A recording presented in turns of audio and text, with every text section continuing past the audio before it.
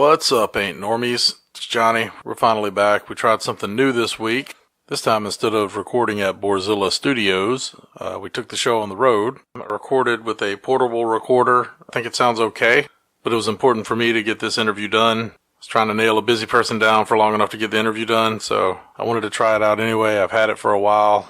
We had a couple of audio issues. We weren't necessarily in the best environment to record, but I think it did okay. Also, I think both of us had our phones on in case anything urgent popped up, so there is some of that electronic interference there, but overall I think it sounded pretty good. Of course, this episode has some adult content. We use some profanity, we talk about drugs.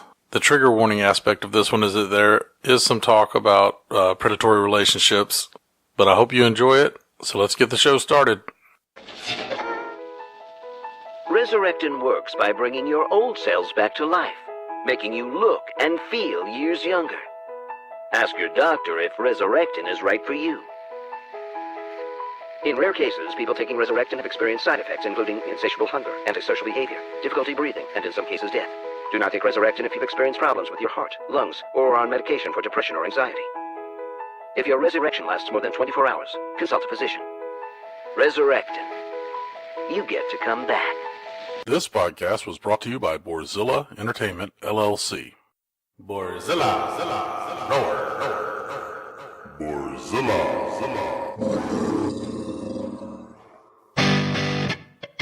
My Peter has had plenty of ups and downs, but follows till the end.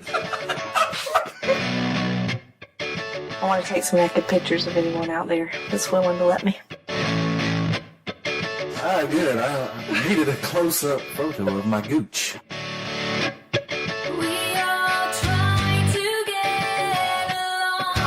What liberals like to refer to as a snowflake trans female. Conservatives have a slightly different name for me. It's violent. I have 2 full weeks of my life that I do not remember at all. Yeah, that ain't normal. But luckily, I will never stop smoking weed.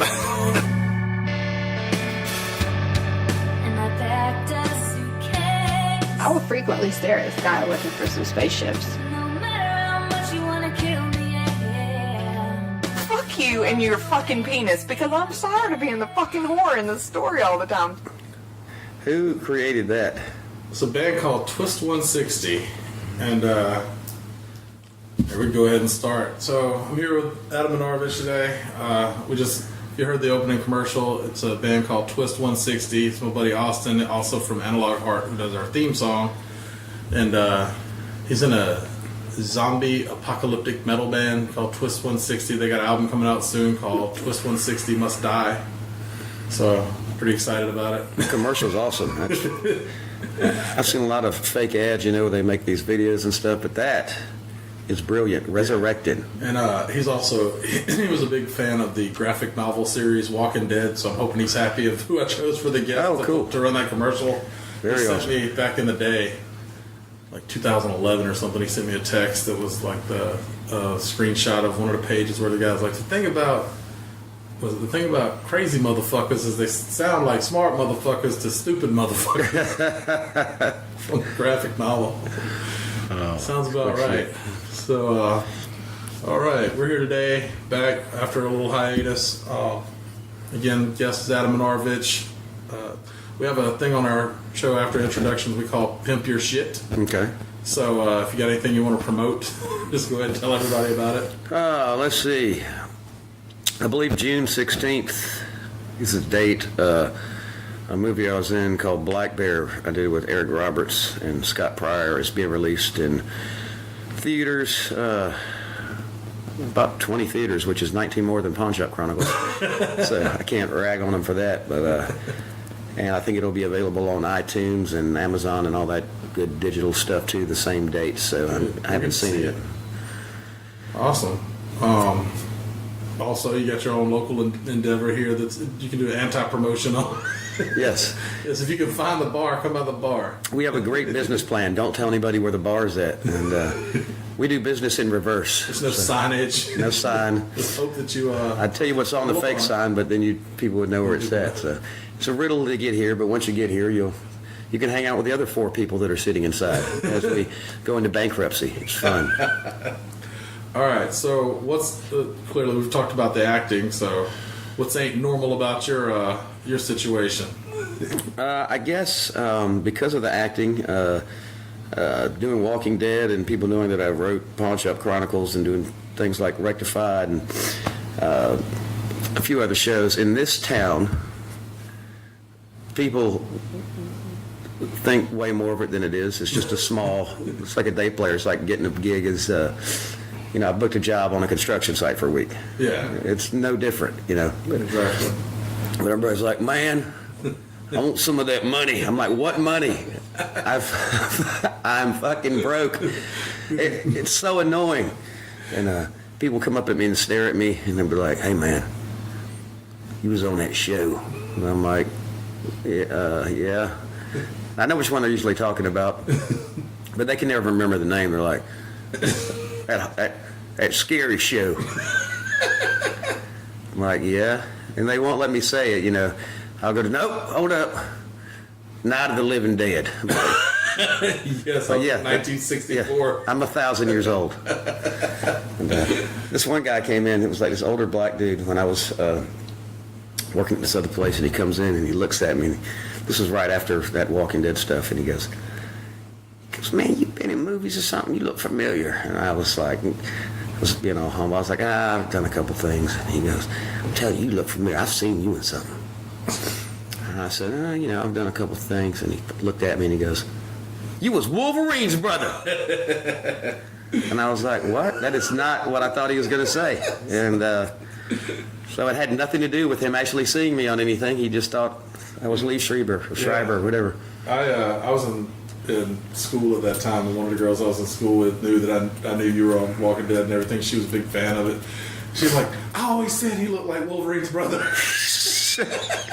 I didn't really see it, but I was doing one of those ID channel shows, and it was like the second or third day, so everybody was friendly with each other, and one of the guys from the crew was like, I guess it was time for me to come up, and the guy gets on the mic and he goes, leave Schreiber to set, leave Schreiber. I was like, are you serious? Are you kidding me?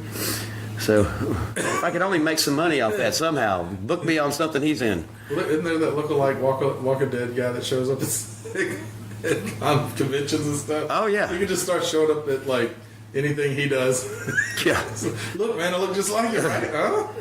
I don't think I look just like him, but it's enough for like several people have mentioned it. It's odd. I guess it's his little chin or something. I don't know. But. Yeah, maybe in a headshot. I think if we're around 2 people in the same room, people are like, oh yeah, they're totally not really that alike. And the weirdest thing that's about my situation here, here's the 2 questions that I cannot stand. I'll always answer them. Yeah.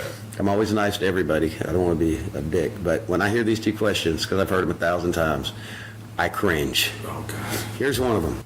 You did this and you did that. I'm like, yeah. What are you doing here?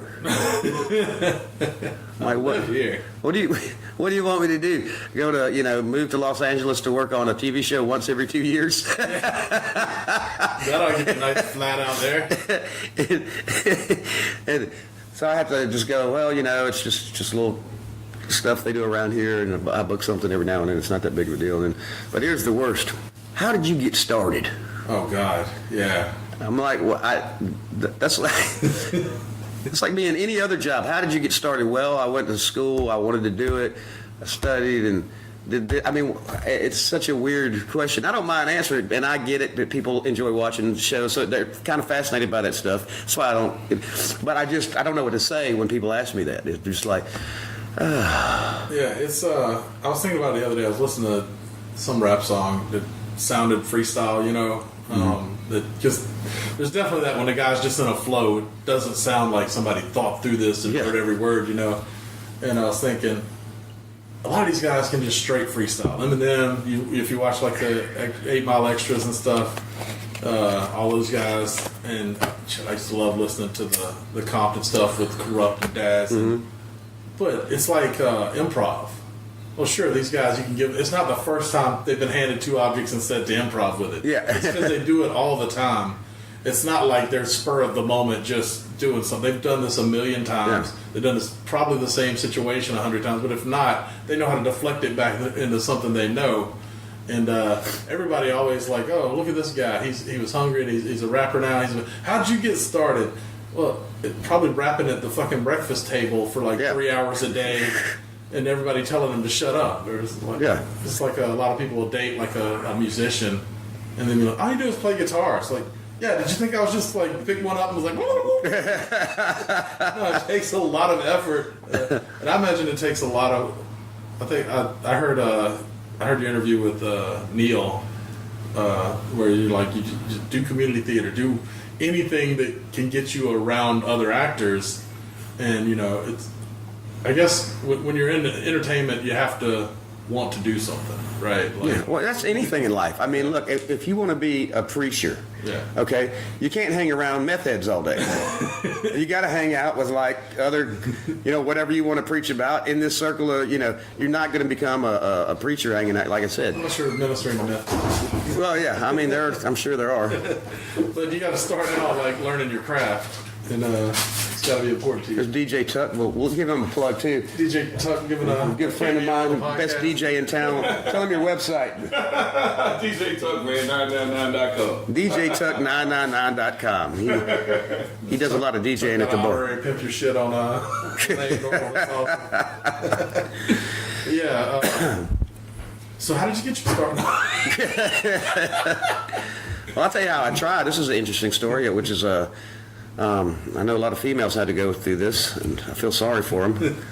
When you're young and naive, I thought I would just get some headshots and start sending them out like an idiot, and had hardly done anything. I'm sending shit out to Los Angeles, like the casting directors go, "Oh, come on out, dude, we got you set up, man."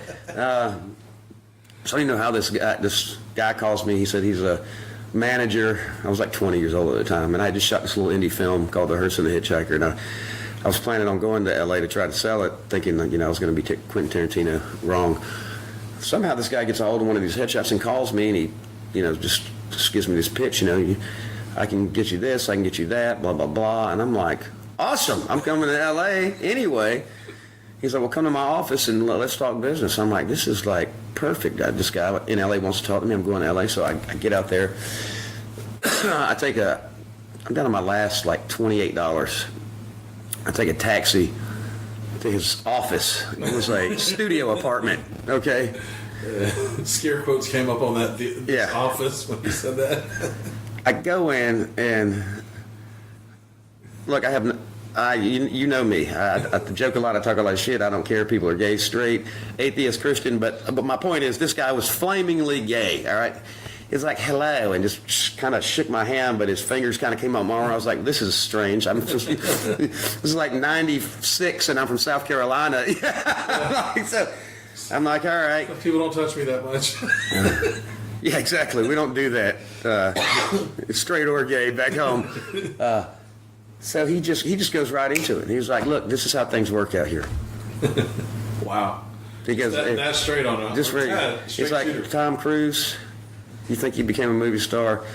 And he started giving me the story about him doing this thing with this guy. I was like, hey, whoa. I was like, dude, I just spent $20 out of $28 I had left. I'm 3,000 miles from home. I'm calling a cab back. I want $20. And he goes, well, I don't have any money. I can wire it to you. Yeah, right. Wire. I was like, I'm so fucking irritated right now. I'm like, you're also in a bad spot. No. Just suck dick in the casting room or suck dick on the street to get back to the hotel.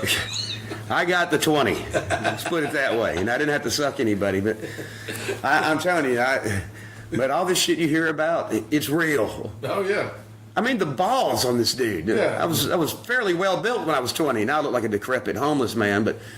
Well, he also was working on a 20-year-old with $8 to his name. He knew it. Oh, that's true. He probably wouldn't start off with like some A-lister, like, "Hey, you want to get a part in this big movie?" Exactly. So that was weird. Yeah, I imagine so. And you lived in LA for a little while, didn't you? Yeah, I lived there for a few months. This was years later. I got married, and we went to Los Angeles once again with illusions of rolling into town and being immediately having a star put on Hollywood Boulevard.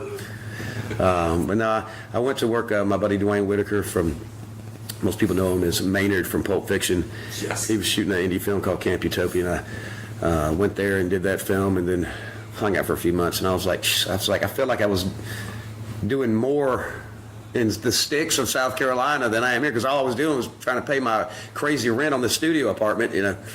Yeah. So we packed up and came home, and luckily a lot of stuff started coming to Wilmington and Atlanta and New Orleans and Places you can drive to. yeah, exactly. Well, that's good. Yeah, you get fairly regular TV work these days, but it wouldn't be enough to pay rent in Yeah, exactly. in LA, and then there's a lot more people out there. As long as the people from Georgia don't pack up and move away now with all the laws they're trying to implement. Could be a boycott from the entertainment industry. Of course, you could see that coming. I mean, the entertainment industry's usually on the liberal end of things, and they're making like the most conservative laws while they think they got the numbers in the courts. I know. But now, you tried other careers other than acting in entertainment. Oh, we're going to go there too? Yeah, if you want to. I don't. Well, which one are you talking? There's so many. Are we talking about the rapping back in the day? About the scat video. The scat video? I was talking about the rapping. Oh, that was awesome, man. I had a blast doing that. I was like 15. I loved 14, 15. I loved hip hop, and this is when you could actually. You didn't need street cred. Yeah, Vanilla Ice broke the door open for white boys with no street cred. And had a lot of fun. My dad was behind me, and he was always behind me no matter what I did. Yeah. And we made some demo tapes. We got a little small record deal with this place in Echo Records, and we did shows with Two Live Crew and Big Daddy Kane, and that was crazy because at the Two Live Crew show, they had a choice down here in South Carolina in Greenwood. They could do a PG show or an X-rated show, and it was 18 and up. All right, so they said we'll do a PG show. First of all, I said, how long? What were they gonna rap? I know, that's what I was thinking. Who the fuck like? Hop the Coochie is definitely PG. Yeah. Well, we didn't say pussy. And that's the edited version. Yeah, Pop the Coochie.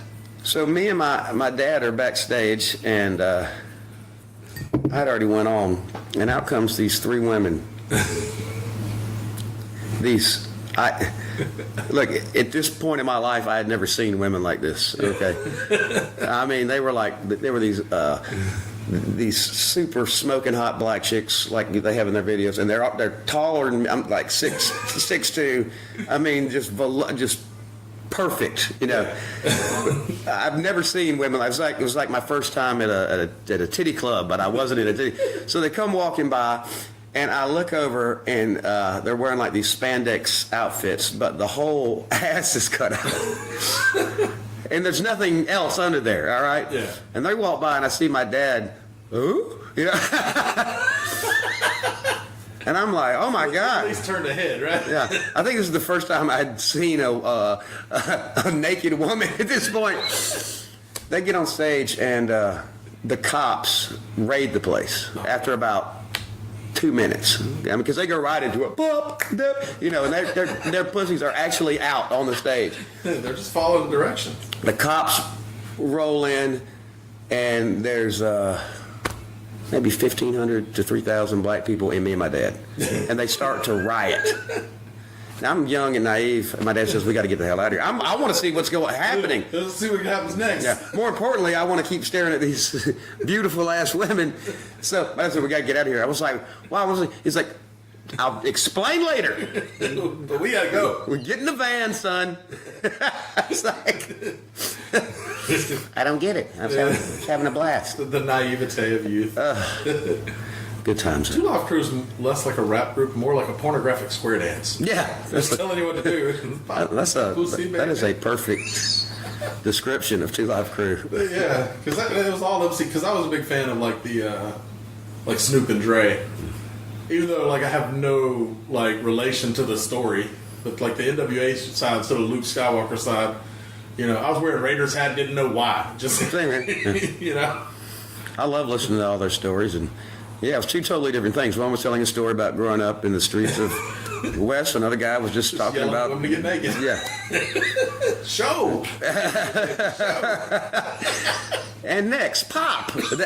Next, squat. It really is. I mean, it almost could have been like a pornographic aerobics thing. Exactly. I mean, I'll give it to them. They had a theme and they stuck with it. I mean, all the way through to the end until Uncle Luke's Christmas Stories. Whatever that album was. Oh, classics. Good times, man. Good times. So how did you get involved with The Walking Dead? I'm with the People Store in Atlanta, and I had got an audition through them. Finn Cannon's casting director was there with Frank Darabont, the director, and they gave me a call back. And I remember my agent calling back then. If you got a call back, usually you had to go, and they were like, "It's weird. They wanted you to read it again. It's like you got a call back, but." Yeah. Darabont made some notes, so I did it, and then they did it again. It's 3 times. Usually, if you do something 3 times, it's you and some other dude. And again, you got to understand about this. I didn't know Walking Dead was going to be what it is. It's a zombie show coming on AMC. Okay, like whatever. Yeah. I remember you told us to watch it. I was like trying to convince people to watch it. It seems strange that I had to tell people to watch Walking Dead. I know, right? They're like, what is that?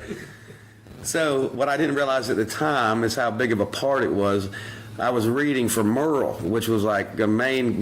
Michael Rooker played Merle. Yeah, Rowdy from Days of Thunder. Yeah, I'm not upset at all that I'm not a millionaire now, and that I'm here doing this podcast in this shitty pawn shop. Don't forget shitty podcast. Yeah. Our 32 listeners are going to appreciate the shit out of you being on it.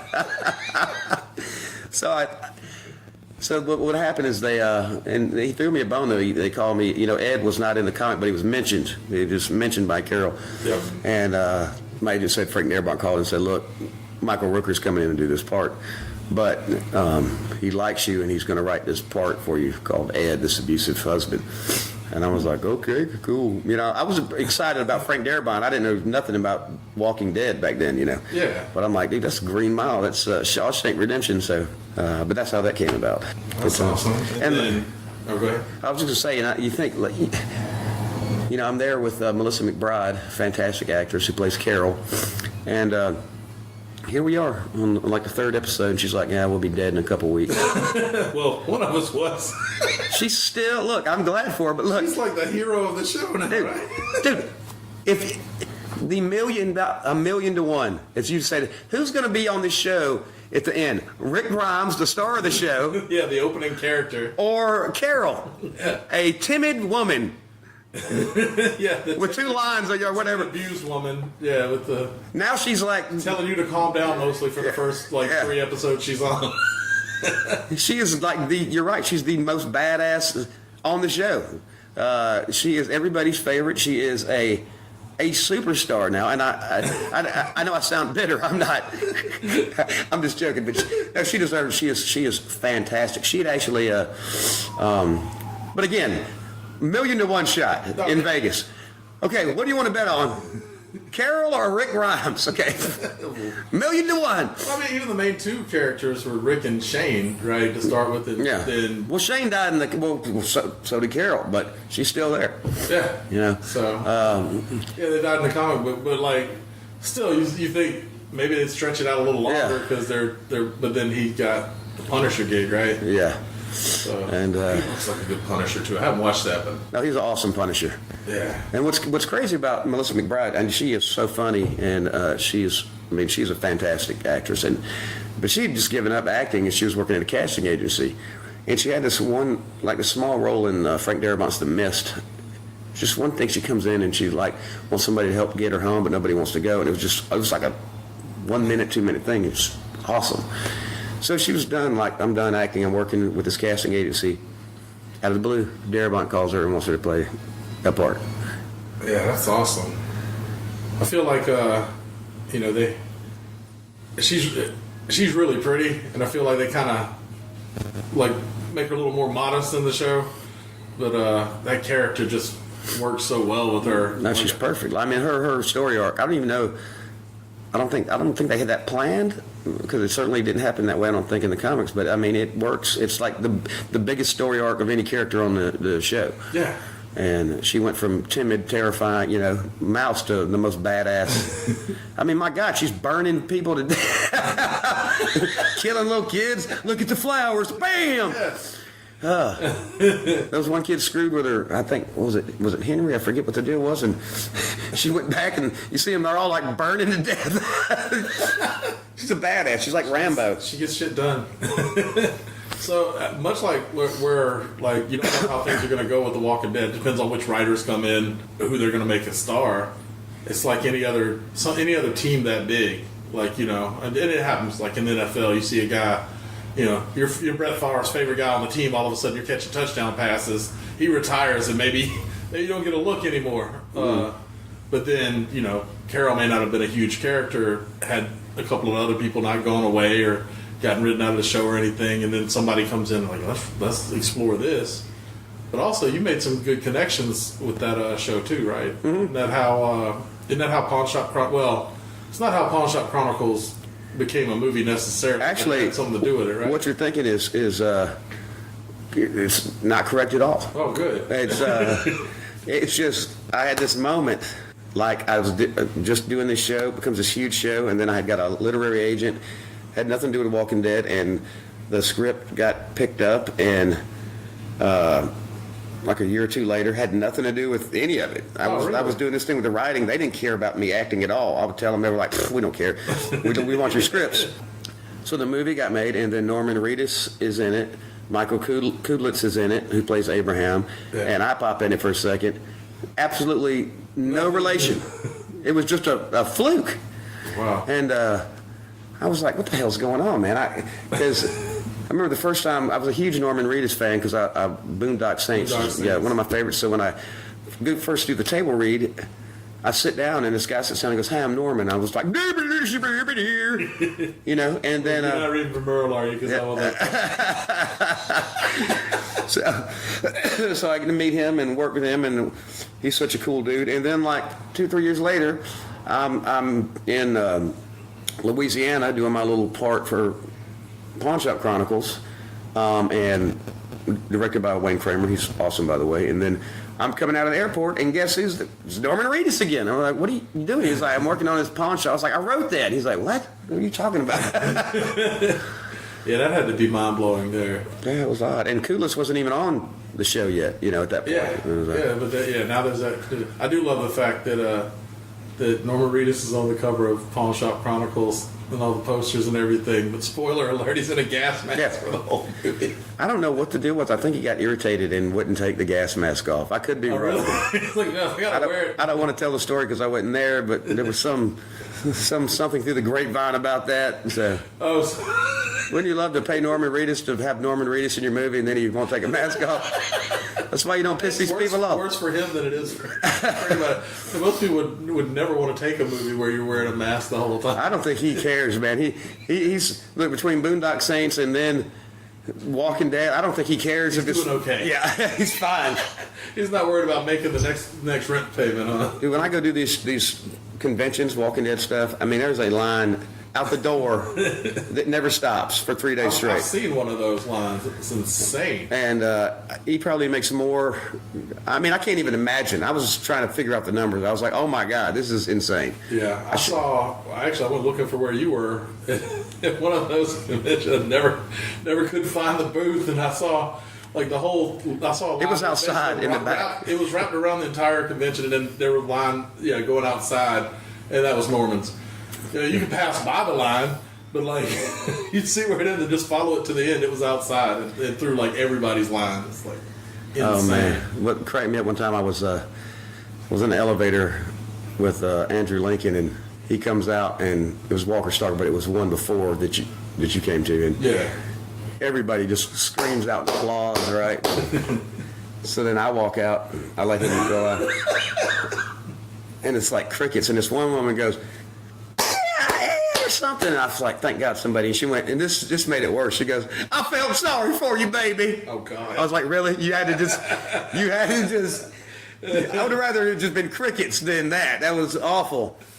It also says something about her. You were the wife beating. They hinted at you're a pedophile. Yeah, it just got better. Yeah, for my character, even after death. Anytime somebody comes up, I love you on that show. I don't want to follow them around too much. Yeah, I get it. Like, he was good, but like, it's kind of like Teabag on Prison Break. It's like, that dude is so good. But I kind of wouldn't want to hang out with him in real life because of Eric. Exactly. I mean, luckily I knew you before you were a wife-beating pedophile. No, I was then too. Yeah. I'm just kidding. Just a terrible person from the jump. Typecasted right off the bat. Yeah, Rectify was really good. That was of the stuff that you've been in. That was probably my favorite show that I've watched. I'm really proud of that, man. I thought that show was great, and getting to work with Ray McKinnon and the showrunner. I'm really proud. Of course, no one has seen it except you and like 2 other dudes. I watched it. It was hard because I think it had like one of those skips, and like it was off for a year, and then it came back into a final season or something. But now I'm actually getting some people lately because I think it's on Netflix now, and I've been getting all these random messages out of nowhere. I'm like, where's all these people? I'm going through Netflix. I was like, oh, okay, all right. They're just discovering. I don't know what happened to the girl that played, or the lady that played Amantha on that, but I'd like to figure that out. I need to. Me too. Because she was gorgeous and just a pistol of a character. Yeah, she was awesome. Yeah. I still don't know how I feel about that show. You know, like how it ended and everything. Like it was, I loved it. Like, it was well shot, the storytelling and everything was great. But it's like, such a. Let me know something, God damn it. Yeah. I guess that's what's there to keep you guessing. Yeah.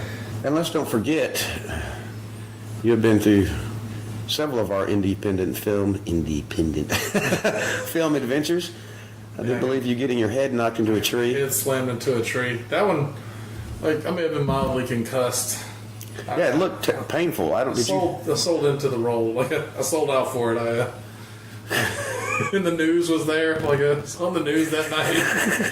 We just, like, the first 2 times, it's like, okay, yeah, we're not filming. When we were filming, I lunged a little bit at the end, cracked my head against the tree, and slid down it. I remember thinking that didn't sound good. Kind of like when you hit a watermelon with a bat. Yeah, my teeth hit together pretty hard when I did that.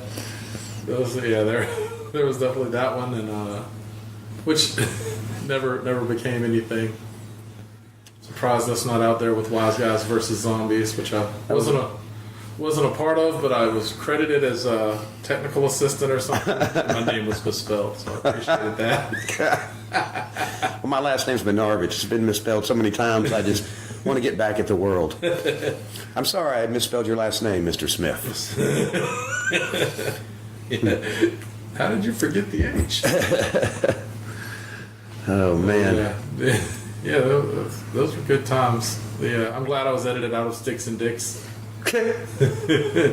Which, if I'm proud of anything, it's that.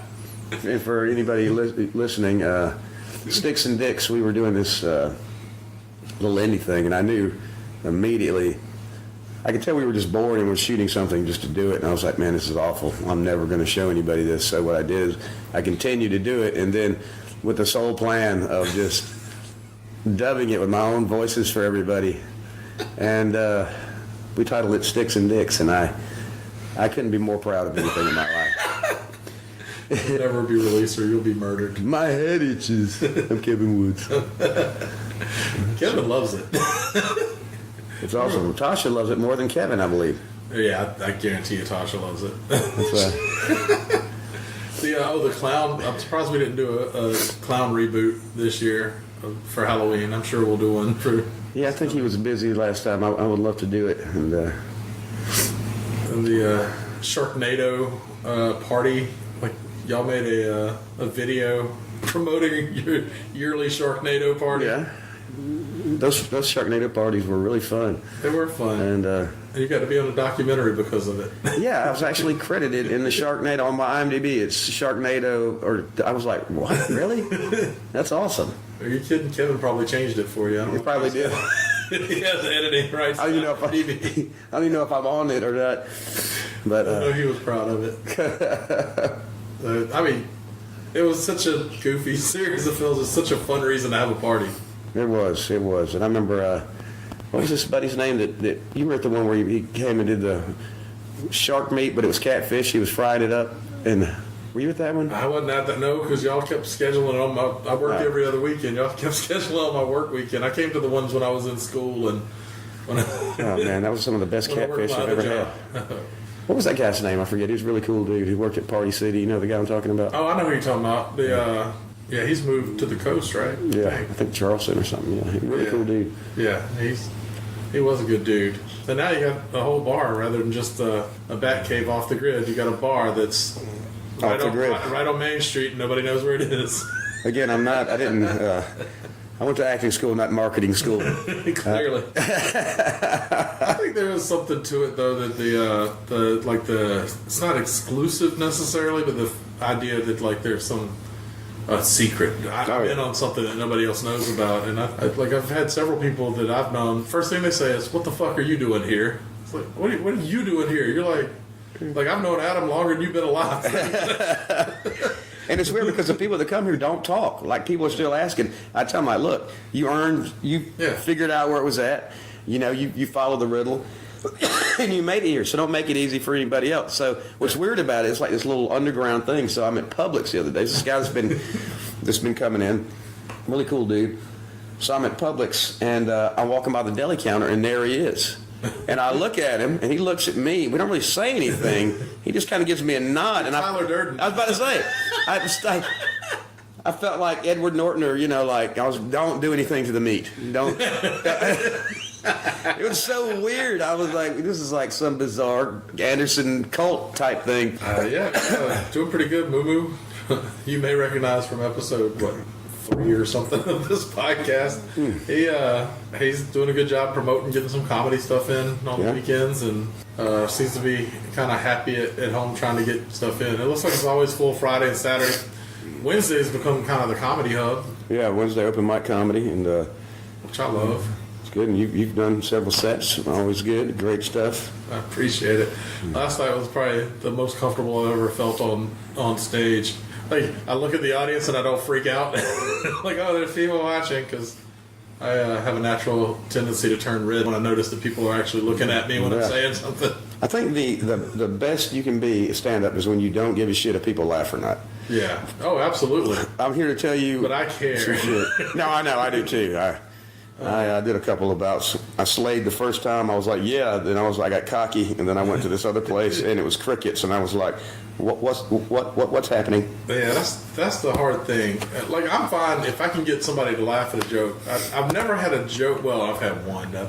I thought this was something good. It was I make the best scrambled eggs. Every time I fuck up an omelet, it's like flip and nope, scrambled eggs. I thought it was funny. It's got nothing twice. I think that's pretty good. This is the only joke that I thought, hey, they're gonna laugh at the punchline, and nobody has laughed at that punchline. And pretty much everything else, it's like the filler in between the punchlines. Like, you won't. I've heard people say like 25 seconds, like the magic number. You won't like laughs at least every 30 seconds or so. And that's too fast when you think about it. You got to be spitting out jokes like a damn. Yeah, it's almost like, what are you doing? Like a 1,000 one-liners or something? It's like, if you're building towards a big payoff, you got to get the payoff. You got to get a big payoff. And I said, I've had some times where you're on stage for 5 minutes and you get 3 laughs. They're hard laughs, but it's like that's a long time between, because you can't see people like nodding, and you can only hear the laughs. I don't know. It's been fun for me because I've always been a fan of comedy, and to actually try to do it is it's always felt like I'd have a knack for it, at least for the joke writing side of it. And I'm glad to have a place to kind of try out closer to home, because there used to be one close by the pizza place, but it's gone. Oh, really? Yeah, upstairs. And then the only other ones are in Greenville, Columbia, Asheville. That's quite a drive for trying it out. And you got a good crowd. For a 3-minute set? Yeah, for 3 or 5 minutes. And you got quite a drive there for that. And, here you got a good crowd. It's, I think the etiquette of it is growing. I think, like, now when people are on stage, you hear a lot less clanging around at the bar. People are kind of whispering. This town hasn't had much comedy stuff, so we've had to talk to people and be like, look, if you want to talk on the phone or talk or whatever, that's cool, but we got a patio out back. Yeah. But And, you know, the people trying to interact. It's one thing to say one thing or whatever every now and then, but some of the people just want to, I'm like, look, you're not on stage. Shut the fuck up. One of the things I do enjoy is the Thursday night, it kind of becomes, it's not like there are rigid rules and stuff about, like, you know, a lot of open mic shows, they'll have everything set up and you can just go up and play when it's your turn or sign up or whatever, or if it's open, you can take it. Here, it's just like a playground. It's like, well, there's a guitar up there, you can do that, or you can hook up the laptop and do some karaoke, or, you know, or you wanna we just once you get here, it's just like it's your bar. You can do what you want. I don't care what anybody's doing, as long as they're not hurting anybody or starting shit, you know. Yeah, and that's the thing I like. This kind of carried over from the Bat Cave days. We're just hanging out. Hey, you know what? Crank up the stereo. I feel like I want to sing something, and we still kind of have that atmosphere still here. Yeah, good time. I think it's fun. But, oh God, what can we? Well, I got beat up on MacGyver. I'm always getting beat up. Yeah. About what was it, a month ago? If you guys catch a rerun, it's season 3, episode 21. Let my mom know she watches MacGyver. Yeah. My dad thinks it's terrible. Well, you know, he's probably a die-hard original MacGyver fan, not the. He didn't hate the original one, I'll tell you that. But so that was interesting to do that, and let's see what else. We were talking about Pawn Shop Chronicles. So anybody's listening, it's kind of there's a lot of big stars in it, but a lot of people haven't seen it. But I'm really proud of Pawn Shop Chronicles, even though it wasn't a big commercial success. But if you're out there, check it out. It was like, I believe, the last movie Paul Walker shot before the tragic accident. Again, Norman Reedus is in it, Michael Kudlitz, Elijah Wood. So sinister, that movie. I know. Matt Dillon, Vincent D'Onofrio, Brendan Fraser, Thomas Jane. I mean, the man. Yeah, it's such a good cast. The thing that gets me about that is, all right, so just out of circumstance, I was at work and somebody asked another person, hey, do you still live in Iowa? And the guy goes, all my life, get my hair cut at Cook Johnson's. Really? Wow. And I immediately texted you, wait, the That's Cook right, and you Doc's thing? Yeah. That's real? And Yeah. like, everything in that movie is real. That. And the only thing that wasn't in that movie is Elijah Wood's story. And it turns out, unbeknownst to us, it kind of was real if you follow the news and the crimes that showed up after. I'm not going to give away anything to the people who haven't seen the movie. Yeah, and but, right nearby. Yeah, it's, very something close. really sinister. Almost the same thing was going on. It's oh crazy. my God, I'm a prophet. You are a prophet. Oh shit. I'm like the Simpsons. The prophecy is terrible because nobody can ever like figure it out. It's like vague enough that nobody can figure it out. you can link it to anything until afterwards. You know, car crash, Wisconsin. Oh my God! Did you hear about the car crash in Wisconsin? But yeah, it's always got to be vague enough where you can connect anything to it. There's what Nostradamus said something about a history, and he was talking about Hitler. Well, then why did he fucking say Hitler? Yeah, I know. He was close enough, right? You can predict all this shit. You can't fucking, you know. You got the right name. We would have looked out if he had said Hitler. Like, really? Oh, wow. He predicted it. He's like Adolf Hitler. Funny mustache. And he was nailing it like 200 years ago. Wow. You had a psychic. I have a daughter. When my wife was pregnant, he told us we were going to have a son. I was like, it's a 50-50 shot, and you fucking didn't get it right. You're like the shittiest psychic I've ever heard of in my life. Anything with psychics, like you knock on the door. Yes, what are you here for? Shouldn't you know? Yeah, exactly. That's funny. God, and I can't believe they gave talk shows to those guys. Is there anyone here who has an aunt? Oh yeah, cold reading. It's such John bullshit. Evers is cold reading people. And I don't know. Maybe he has a gift to talk to the dead, but I know I can do the same thing on Facebook, and people will send me messages like, "That was me." Yeah. You know, it's like, or that was my aunt or whatever. Because I did that one day. I was just like, I just started cold reading. I'm like, somebody I know with a J in their name, maybe an L, is suffering from a headache. And you won't believe how many messages I got from people thinking I was clairvoyant. I'm like, I got 500 Facebook friends. Of course, somebody with a J or L has a headache. Astrology is. I watch this. This has nothing to do with the podcast, but I'm just having a good time talking now. Yeah. But I remember there's this guy that debunks stuff, and he had like 30 people in the room, and he had them lined out, you know, Aquarius, Libra, blah blah. So he handed each group a paper that described their sign. And he said, how many of you believe this fits you to a T? Everybody raised their hand. Everybody got the same paper. Yeah. It's always the same shit. You're confident and strong, but you don't like to speak out too much. You're a you know what I mean? But it's always like, ass a little bit. It's like, That's this is me. I am strong and confident. About me. Yeah, I had a philosophy professor in college. He was kind of a dick. Like, in the real world, if somebody had him that was like super Christian, they would go back and write "God's not dead" and make Kevin Sorbo's character. Like he was that guy. He's just like, I don't give a shit about your religion. Take the class or whatever. But he wasn't like writing it down on the paper. But that's how they probably would have perceived him. I remember one day we all walked in, we're sitting down, and he asked, "What's your zodiac sign?" The guy was like, "Pisces." He's like, "Okay," and he reads off this thing. He says, "Does that sound like you?" He goes, "Kinda." And he asked this girl, like, "What's yours?" She's like, "Virgo." And he reads one. He's like, "That sound like you?" She's like, "That sounds like it could be anybody." Yeah, because I read him fucking Scorpio. It's all horseshit. So, did you have any interaction with Fred Durst while you were doing Shop Chronicles? I know he produced it, or was No, actually, he was. He's still credited, but he didn't really have any. He was set to direct a movie, right? And his band got back together, and it kind of fell through. And then Wayne Kramer ended up directing it. So I think he still got listed as like a producer because he's executive producer. But that's how I met him, and we talked, and he read some of my other screenplays, and actually bought a script from me that I hope he's going to make, and it's called Pissed Off Clown.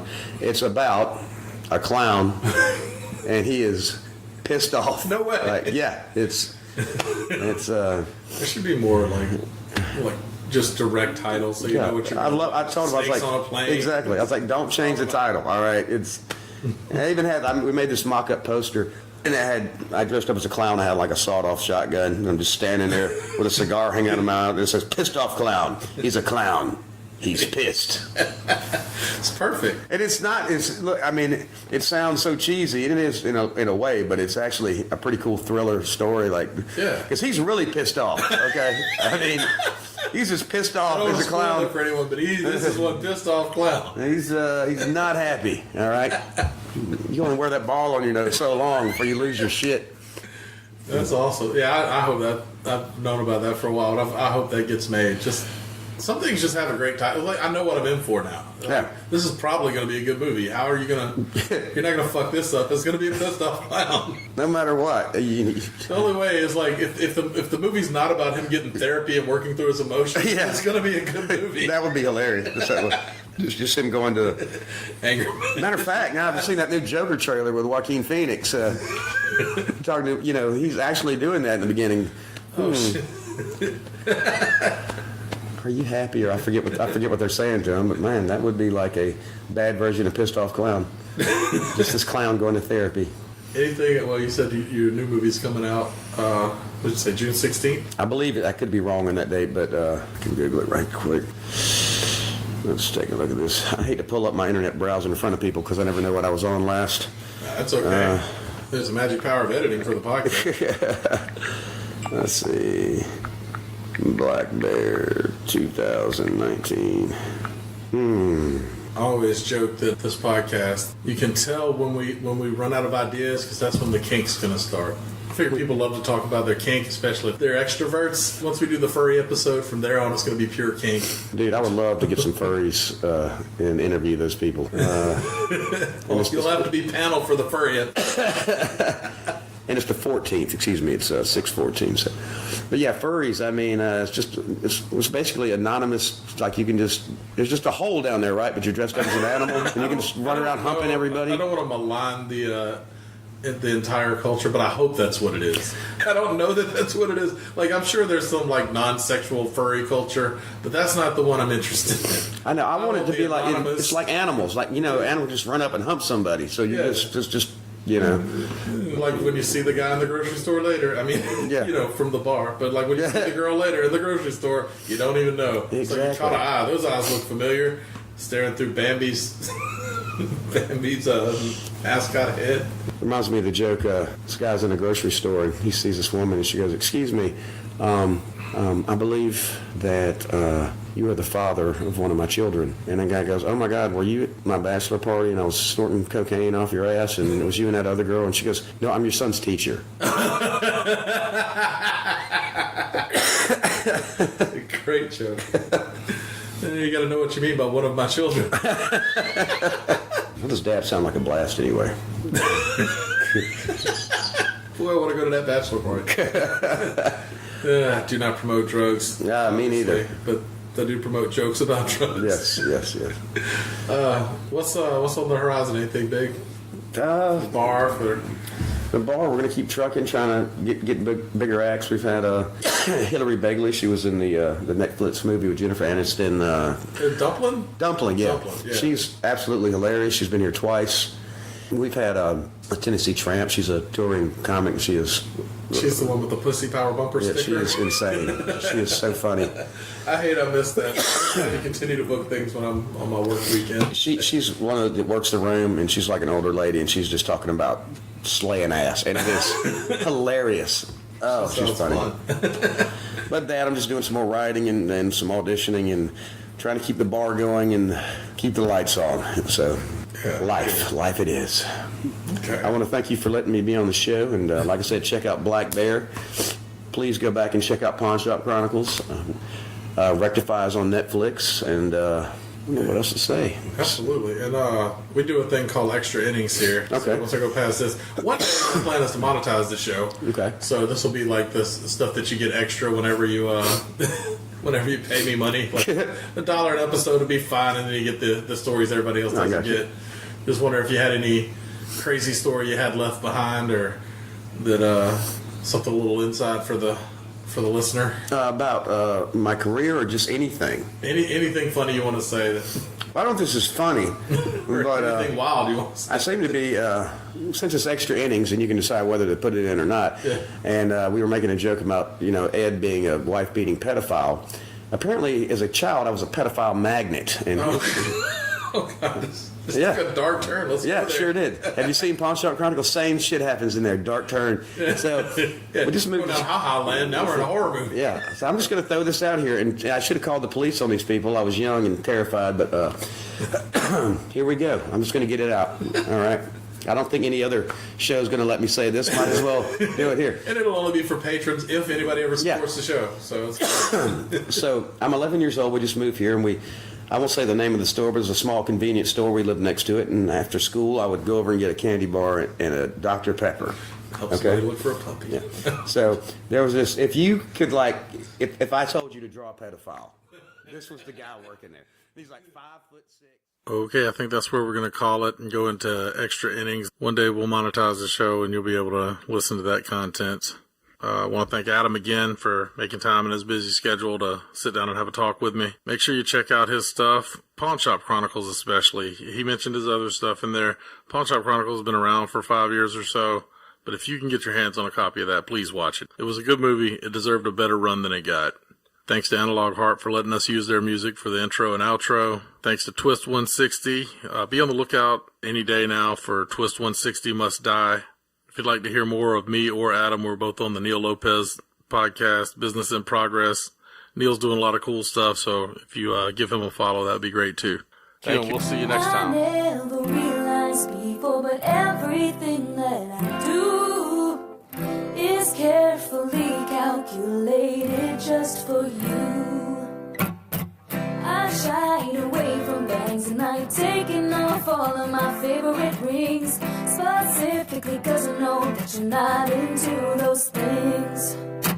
I can't remember what I like. You got to leave throughout my life.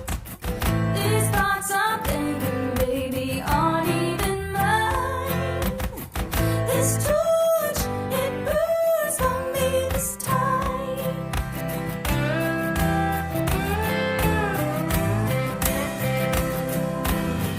It ain't easy to reclaim what you never had.